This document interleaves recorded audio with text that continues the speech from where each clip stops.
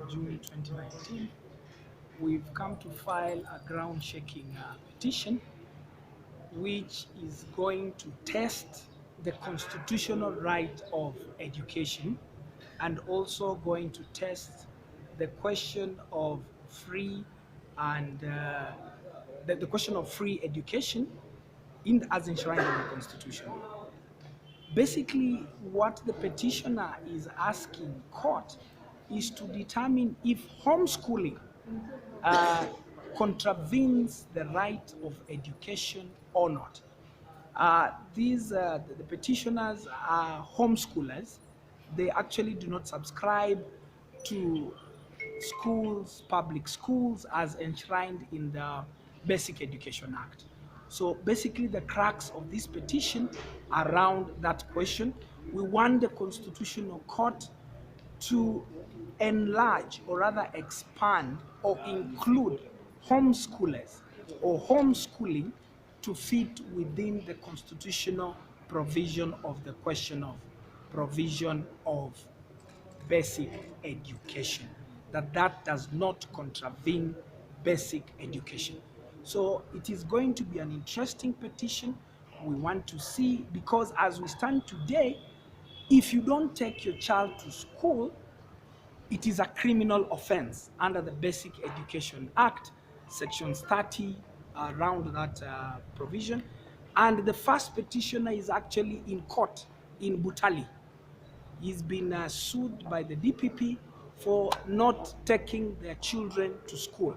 So it is an interesting petition that even as we also feel very privileged for the petitioners to have involved us to test this question of basic education, to test the question of the right to education.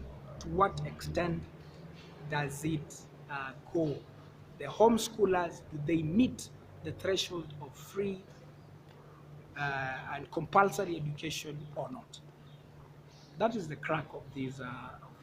I'd like to introduce the petitioner number 2, Mr. Onesmus Boya Orinda, who is actually a homeschooler. And the colleague Silas Shikwekwewere is in Butali, could not be with us today, but there is an ongoing process in Butali, which is a criminal process. Mr. Orinda. My name is Boya Orinda. I am a parent and an educator. I am a homeschooling parent, and where we are coming from is in the last few years. You know, in Kenya we have a very big community of homeschoolers. From the top of my head, I can say authoritatively there are about over 1,500 families that are doing homeschooling in this country. And not just doing homeschooling, we've had hundreds upon hundreds of students who have gone out of homeschooling and are now in prominent jobs in this country. We have lecturers in the university, we have technicians, we have engineers who have gone through homeschooling.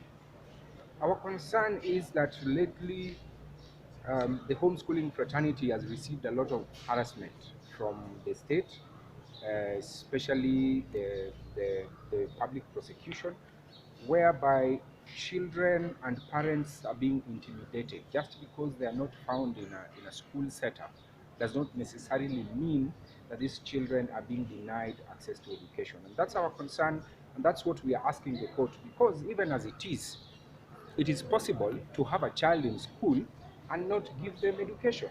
And so we are trying to move the government away from this discussion of a schoolroom or a classroom is what constitutes education. We'd like the court to come clear on whether homeschooling falls within that threshold of right to education, and we believe so. And that is what we will hopefully achieve on our behalves and on behalf of many families in this country.